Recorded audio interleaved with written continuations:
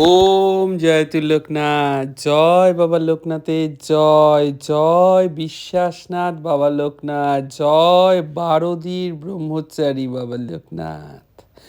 বাবা লোকনাথের কথা বলতে গেলেই আমার দু চোখ বেয়ে নেমে আসে অশ্রুধারা। বাবা লোকনাথের করুণায় সদা সর্বদা স্নাত হয়ে যেতে মন চায়। নমস্কার দাদা ভাই। হ্যাঁ নমস্কার। আমি পায়েল কর্মকার, শিলিগুড়ির মাটিগাড়া থেকে লিখছি। আমাদের পরম সৌভাগ্য আমরা এই মনুষ্য জন্ম পেয়েছি, তার ওপর আমরা আমাদের বাবা লোকনাথকে নিজের বাবা বলে ডাকতে পারছি। আমাদের আর কি চাই? আমি তো তাই সব সময় খুশি থাকি, খুব খুব খুব খুশি। আমার বর, আমার 11 বছরের ছেলে অর্ক আমায় জিজ্ঞেস করে কেন আমি সবসময় এত খুশি থাকি। আমি ওদের একটাই কথা সদা সর্বদা বলি, সব সময় বলি, প্রতি মুহূর্তে বলি, কেন খুশি থাকবো না বলতে পারিস? আমাদের তো বাবা আছেন।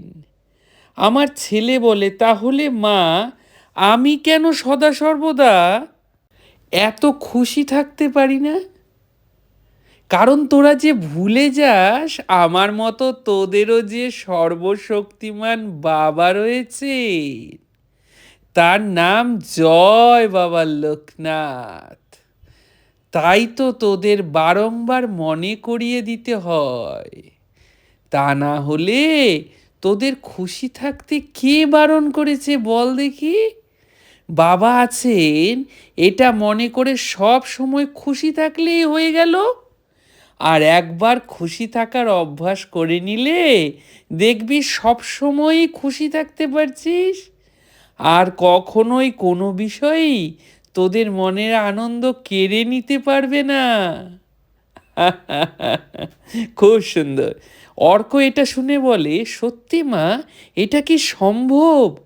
আমি তখন বলি, তোর মাকেই দেখ না, দেখেই বল সম্ভব কি না। বাবা লোকনাথ আমার প্রাণ দাদা ভাই। তবে বাবা যে সদা সর্বদা আমার সঙ্গে ভালোই করে তা কিন্তু নয়।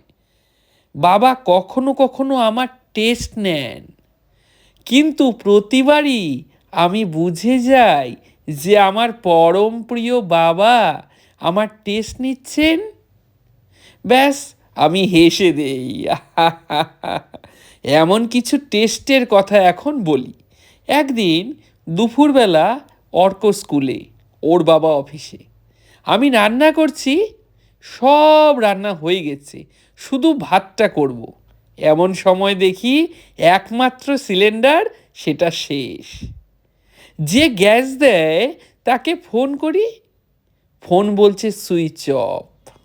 ব্যাস, বুঝে গেলাম আমার বাবা আমার সাথে মজা করছে। বাবাকে বললাম, বাবা, ভাত না হলে দুপুরে খাবো কি? তোমার মেয়েকে খেতে দেবে না বুঝি?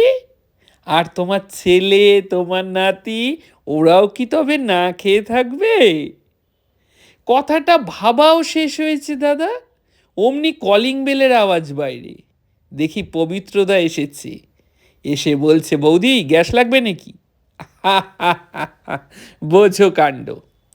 আমি একটা ব্যাপার খুব ভালো করে লক্ষ্য করে দেখেছি দাদা, যে কোনো রকম টেস্ট নিয়ে বাবা আমাদের দেখতে চায় যে আমরা ভয় পাই না বাবাকে বিশ্বাস করি।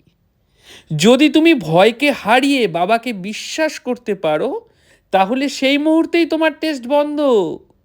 বাবা টেস্ট বন্ধ করে তোমাকে আবার তার কোলে তুলে নেবেন, এটা একদম প্রমাণিত সত্যি।